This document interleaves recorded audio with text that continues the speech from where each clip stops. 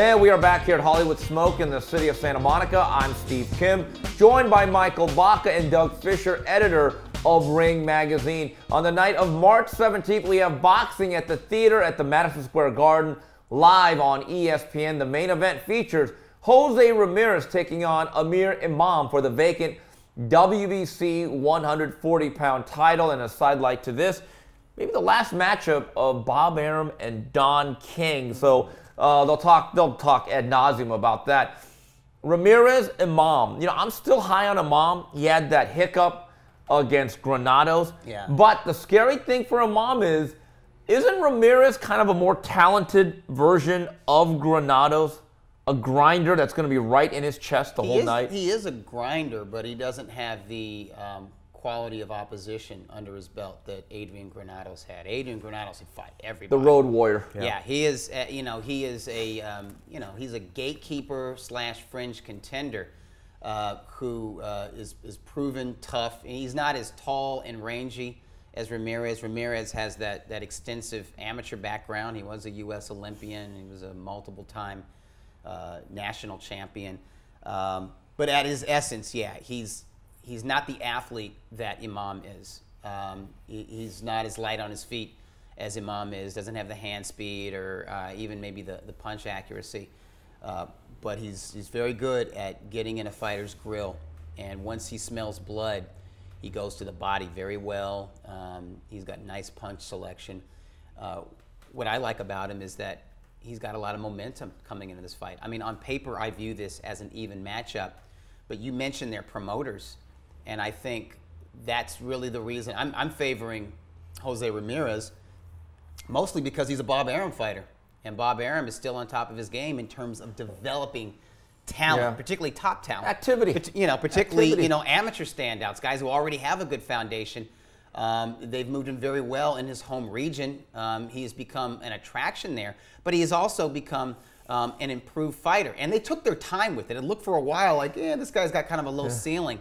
But he's made strides in recent fights, whereas Imam is promoted by Don King, who was really retired. Don King hasn't been Don King in more than 10 years. Don King really was last time he was a really significant was Trinidad, so like early 2000s. So we're talking more than 15 years ago. So Imam has not been developed that well, and there's inactivity here and there. Obviously, there was the hiccup against Granados, but beyond, worse than the Granados fight, I think, is the lack of consistency and continuity within his career. Mike, did Jose Ramirez make a statement by blowing out Mike Reed the way he did? Absolutely, because it was on ESPN and he had 12,000 people cheering for him. That resonates with people, I think. That was a very good performance. Like Valdez with Top Rank, Jose Ramirez can be this fun TV fighter. Yeah. Like you said, the momentum going into this fight will help. Being at the MSG, the big room, I believe this is at? No, the theater. It's at the theater? Okay. So it'll be filled out for sure. He's not going to have this huge fan support that he did. So I like that. That'll be for Mick Conlon. He'll have all the fans. He's on the undercard. He'll have all the fan support. St. Patrick's Day weekend, I believe, very well. So I like the fact that it is at a neutral territory in this fight. That's cool. I think that's going to be better for the fight overall, fighting for a vacant title. Actually, I think Imam is from the New York area. Yeah. He's not New York City area, but he's like maybe upstate New York. But I'd be surprised if there's a huge contingent cheering for him. No, it's going to be Ireland. Yes, absolutely. Let's make that clear. Also on this card, the co-feature, Oleksandr Gvozdyk, will be fighting for the interim WBC 175-pound title, but not against Ilir Alvarez, who's been stepped aside right out of a career, shamefully. And he's going to be fighting an unknown guy by the name of Mehdi Amar. I find this interesting for one reason. I expect the Nail to hammer this guy, but now we look at the politics and the chess pieces. Being the WBC interim means, in essence, you are the #1 contender with a mandate to fight the winner of Stevenson-Jack. Guys, let the fun begin. Yeah. You know what? I like that Stevenson-Jack matchup, and I like the winner of that matchup against the Nail. Next to Dmitry Bivol, I think Gvozdyk is the most promising young light heavyweight on the scene. He is a legitimate contender, and maybe not as naturally gifted or athletically talented as Bivol, but he's a terrific technician. And he's got excellent footwork and balance. And I enjoy watching him fight. There was even that fight where he was getting booed, where he was kind of... Craig Baker. Yeah, against Baker. He was kind of playing with this. Yeah. I thought he carried him. I thought he was kind of getting rounds. But when it came time to close the show, he can do that. And I think he's very promising. So I'm looking forward to watching him. Here's what people aren't talking about, this Gvozdyk fight.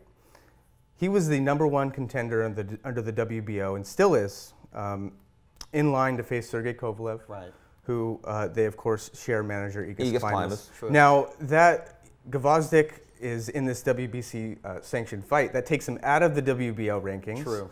And Klimas has a fighter, #1 contender for the WBC title, if he wins, of course.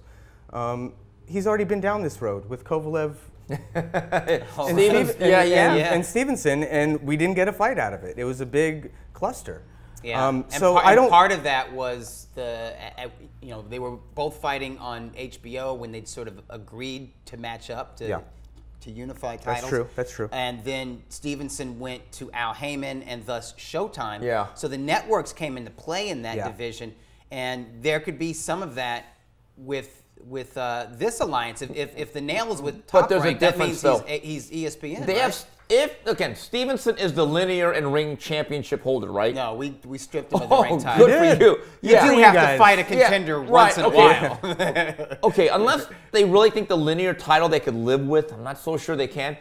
Now they have them boxed in terms of a sanctioning body belt. True. And let me tell you, that matters. Look, Canelo just recently ended his truce with the WBC because the BC said, if you don't want to fight Golovkin, then we're taking the belt. Like I say, belts matter. Some more light heavyweight news is it's being reported by Chris Mannix that he's heard, and I trust him, that Artur Beterbiev, the IBF titleist, who was under the Yvonne Michelle PBC Al Heyman umbrella, he's with Top Rank. Okay, so they've got an in-house unification. How the universes are kind of lining up to check. I find it interesting because we're going to it again. If Bivol and Kovalev are with HBO, and Beterbiev and McNeil, and then you got Showtime with Badu Jack and Stevenson. True. Yeah. Oh boy. 3 champions and 3 universes. Oh man. Yeah. That ain't good. But again, this points out the sanctioning bodies give you a little bit of structure, makes things uncomfortable. But again, if you're Ilir Alvarez, you have to be asking some questions like, hello, I got some step-aside money. I got to fight Lucien Boutte. I fought, I think, Jean Pascal. What now? He stepped himself right out of the light heavyweight picture. And a career. Yeah. That's what happens.